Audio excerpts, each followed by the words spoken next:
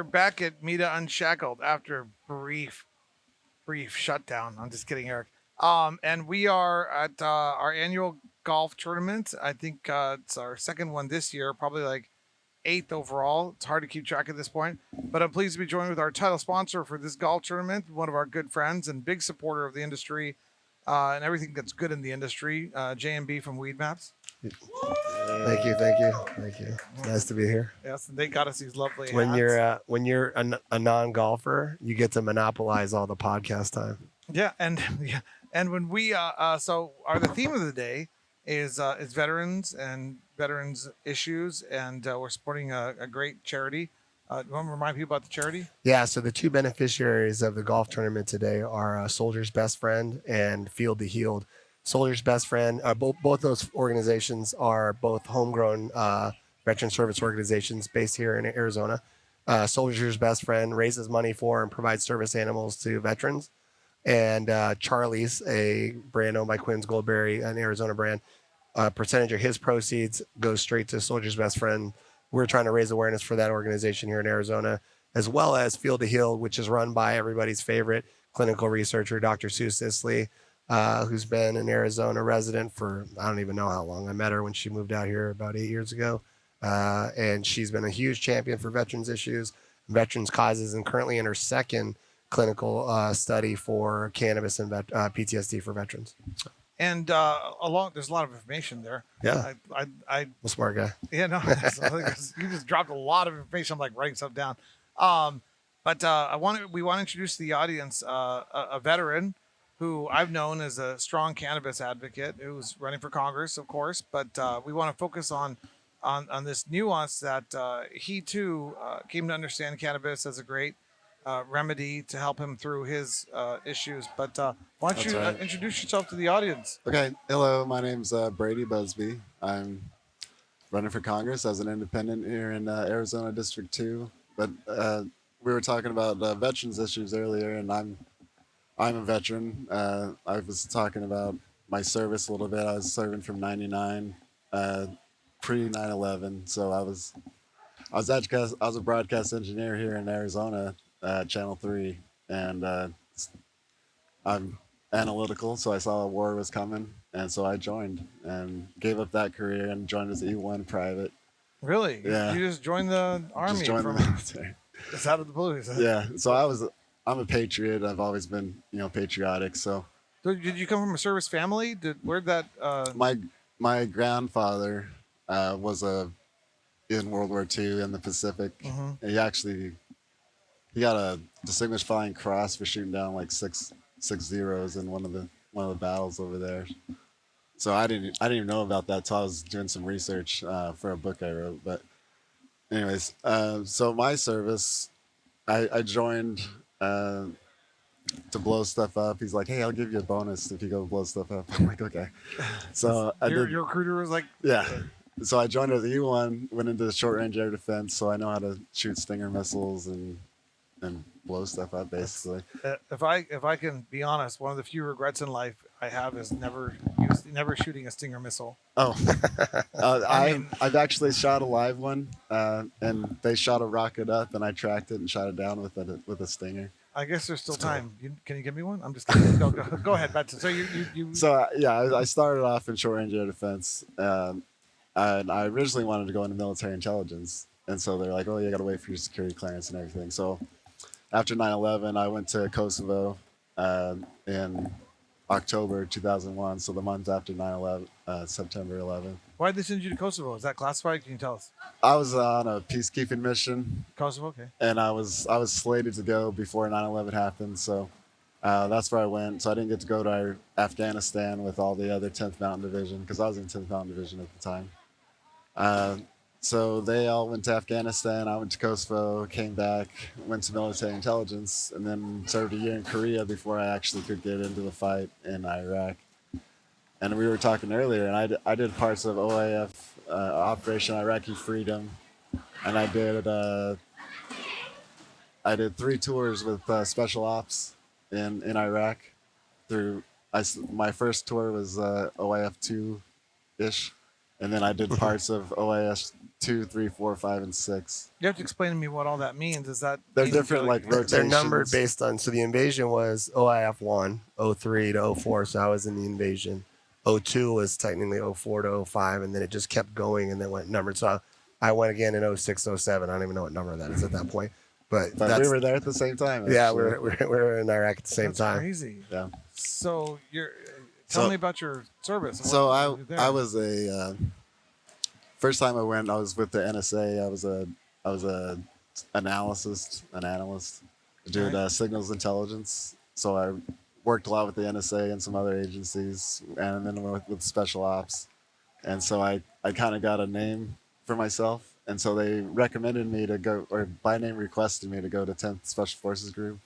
And so I went back to my unit, and they was like, "Oh, see ya." So I went to airborne school, and this was like when I was a staff sergeant. So how old were you at this point? I was in my 30s, like late 30s, not late 30s, like 31 maybe. In airborne school, now you're jumping out of planes? Yes. Yeah, I've jumped out of planes. I've had some interesting crashes. I wouldn't call them landings, but like a few of my brain injuries, concussions came from some airborne stuff, and then back injuries, all that things. So I did 3 tours in Iraq, and some of the stuff that I did, I was diagnosed with PTSD after my 3rd tour. Kind of, they didn't know what to do with me, so they just medicated me and sent me back to Special Forces. Just give you some pills? Yeah, and so that started. Actually, Valium and Anvian, and then some of the others that they started me on.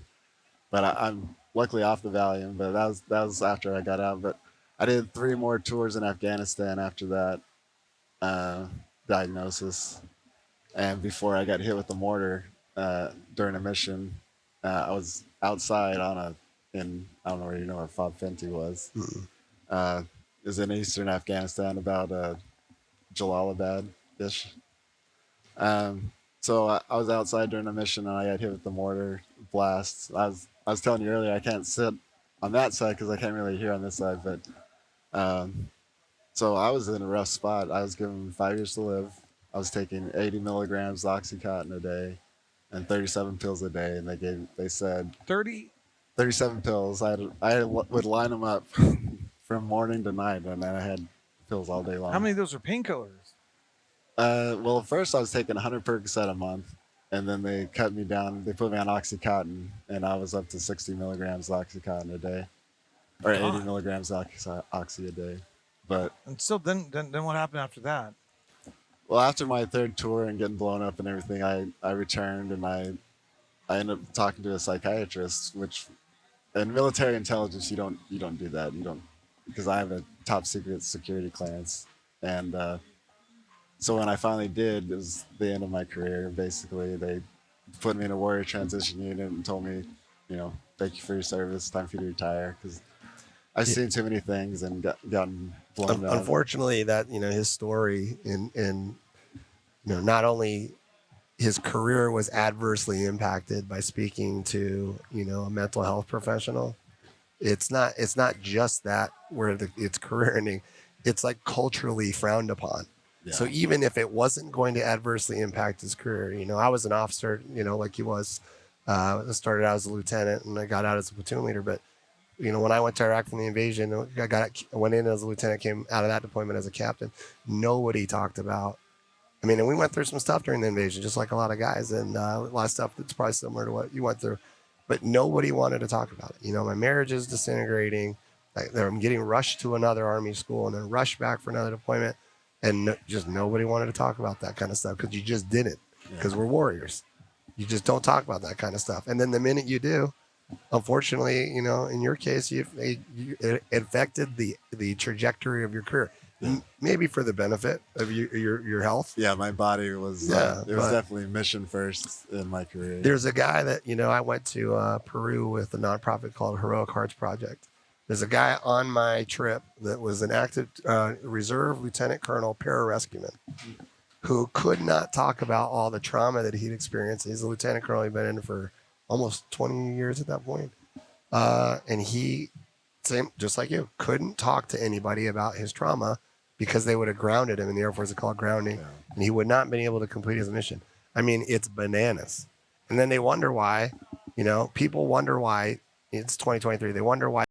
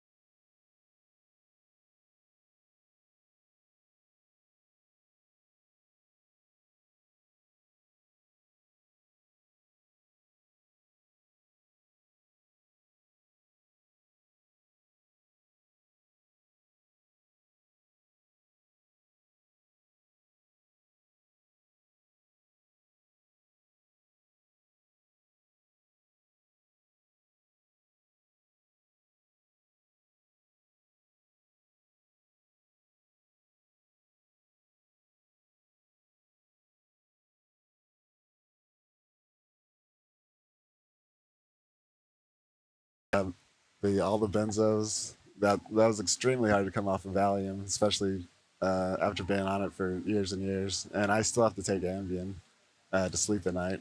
And they estimate last time I ran out because the VA doesn't keep me stocked all the time.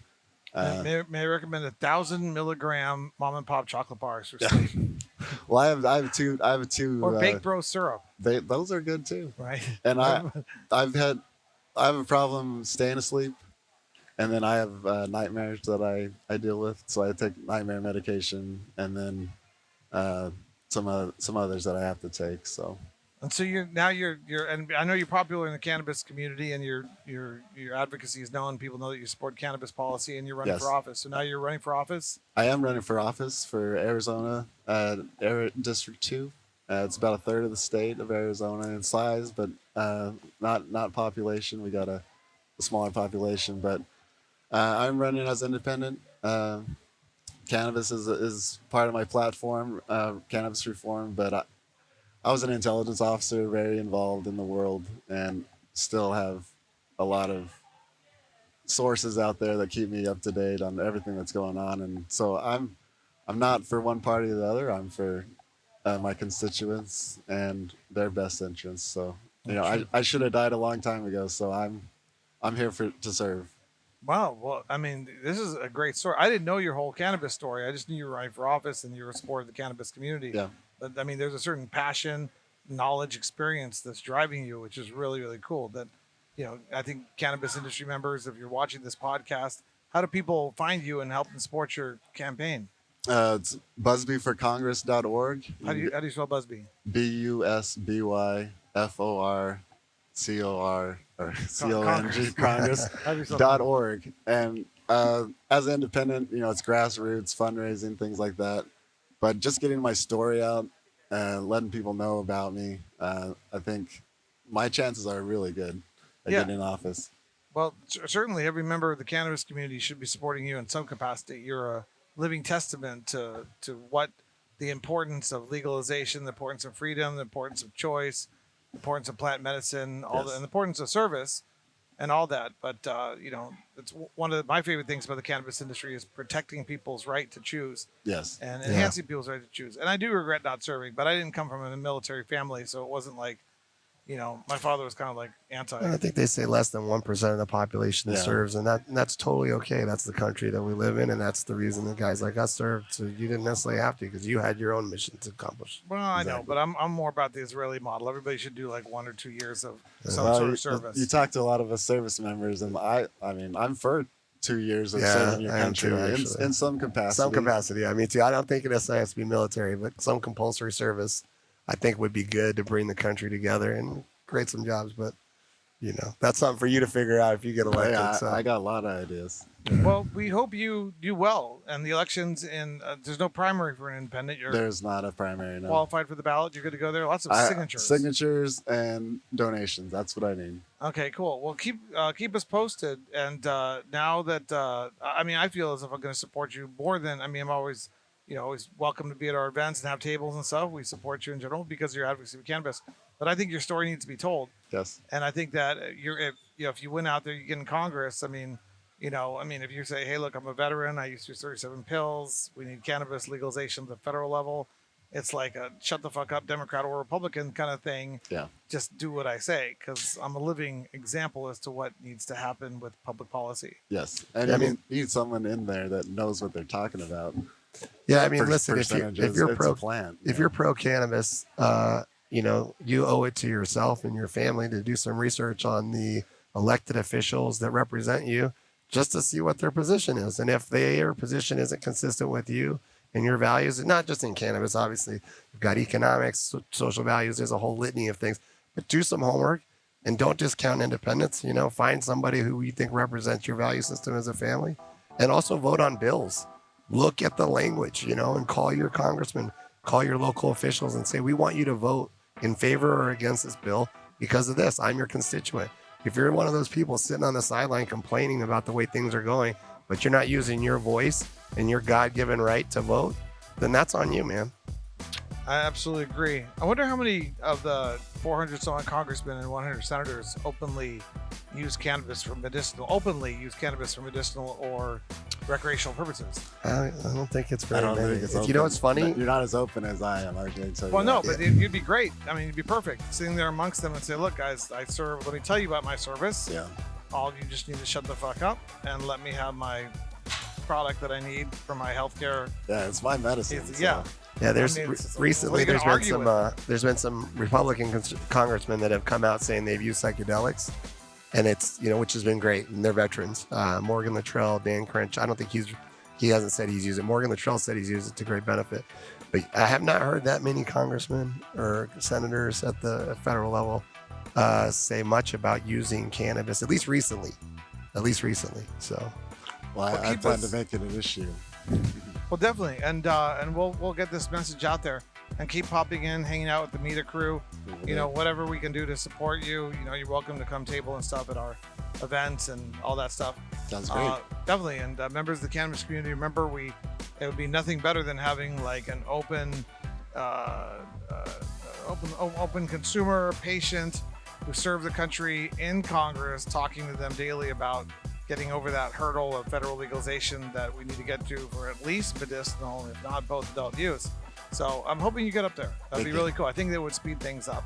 Thank you. Thank you for joining us at the golf tournament today, and yeah, nice to meet you, buddy. Yeah, nice to meet thank you, Weed Maps. They just met right now here. Yeah, we did. And they'll probably do some advocacy together in the future, which is cool. One of the favorite things that we do at Meta is connecting people. And thanks again, Weed Maps, for all your support and all your activity across the cannabis industry. And good luck. Appreciate it, Dimitri. Thank you.